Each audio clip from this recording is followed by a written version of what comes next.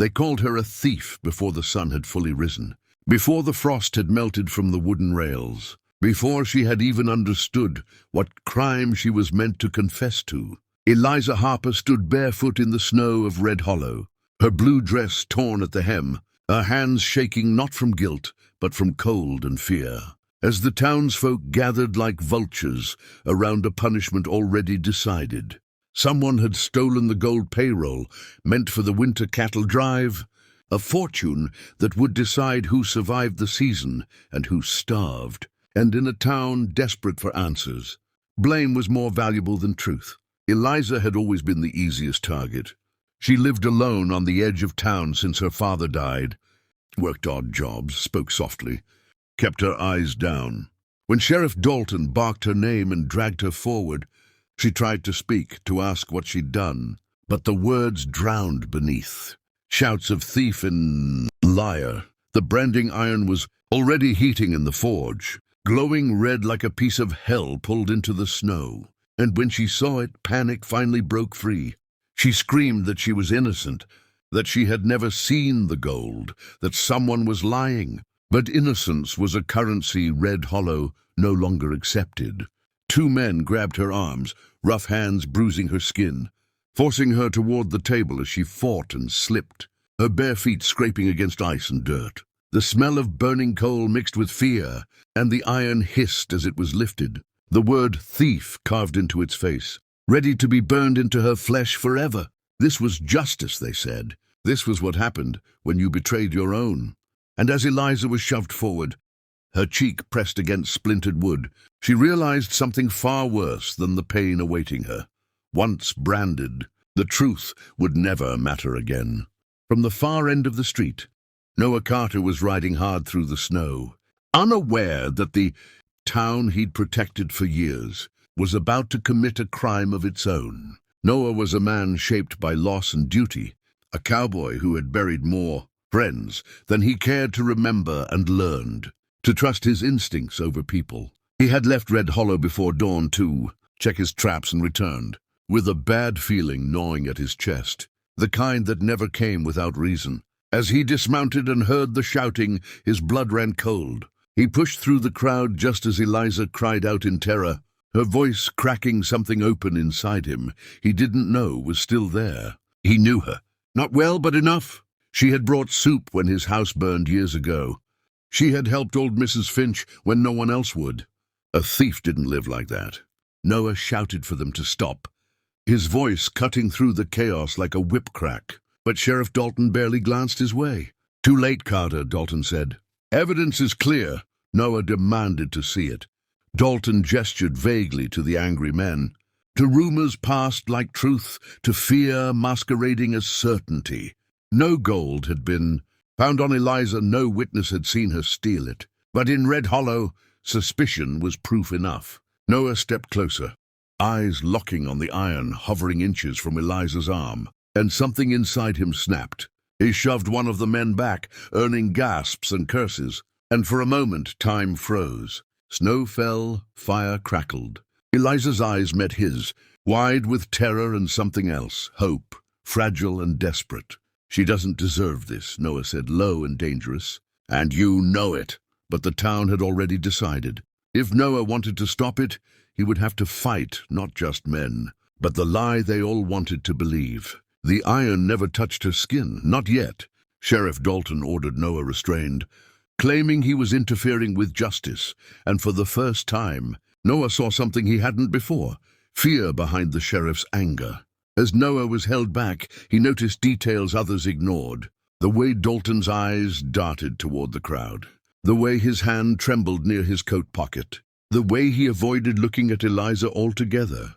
And then there was the gold. Noah had seen the payroll days earlier, locked in the strongbox at the sheriff's office. Guarded carefully, or so Dalton claimed, but Noah also knew something else. He knew the sheriff's house sat alone on the ridge, with only one person inside who had been struggling lately, Dalton's own brother. Luke, a gambler drowning in debt. A memory surfaced, sharp and unwelcome.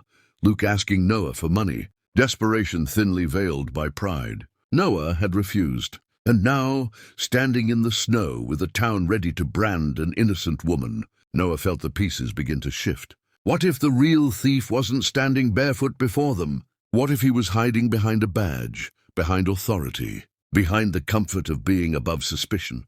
Eliza collapsed against the table as the men tightened their grip, tears streaming down her face, her strength fading. She whispered Noah's name like a prayer, and he swore silently that he would not let Red Hollow destroy her.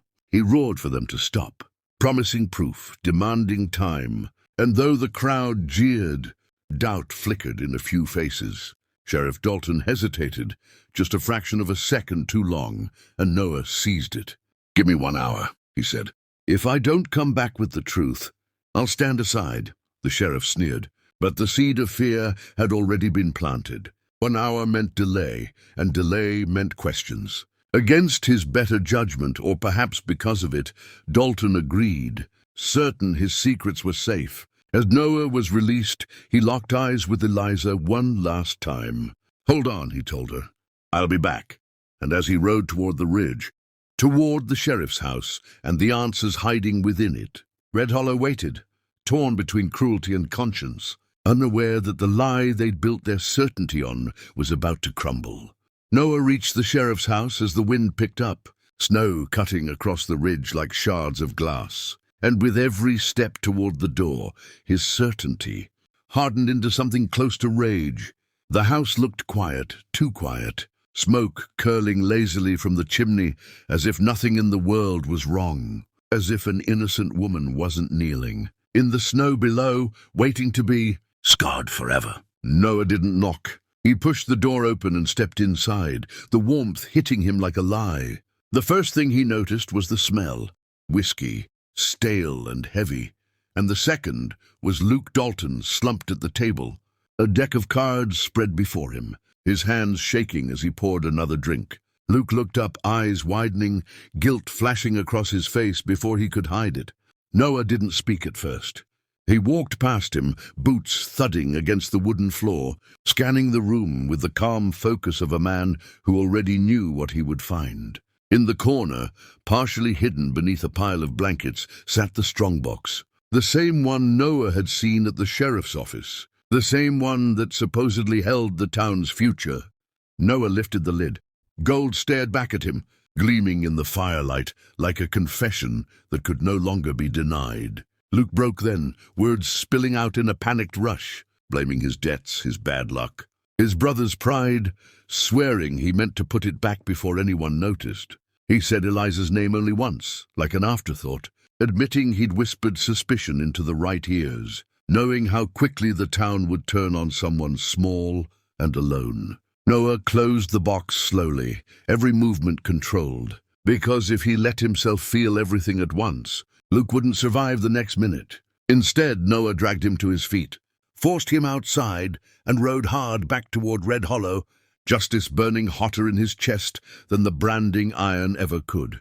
The town was silent when Noah returned, the kind of silence that comes when cruelty begins to doubt itself. Eliza lay slumped against the table, her body trembling, her eyes dull with exhaustion and despair, the iron still glowing nearby, like a promise of pain that refused to fade.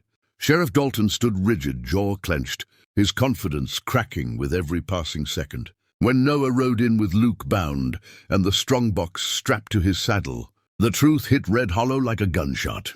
People gasped. Someone cried out. The sheriff staggered back as Noah dismounted and threw the box onto the table, the gold spilling into the snow for all to see. Luke fell to his knees, sobbing, confessing everything in front of everyone, how he stole the payroll, how he framed Eliza, how his brother had suspected but chosen silence over scandal. The brand slipped from the executioner's hand, hitting the snow with a hiss, its heat wasted at last. Eliza looked up, confusion flickering across her face as Noah crossed the distance and knelt beside her, cutting her bonds with shaking hands.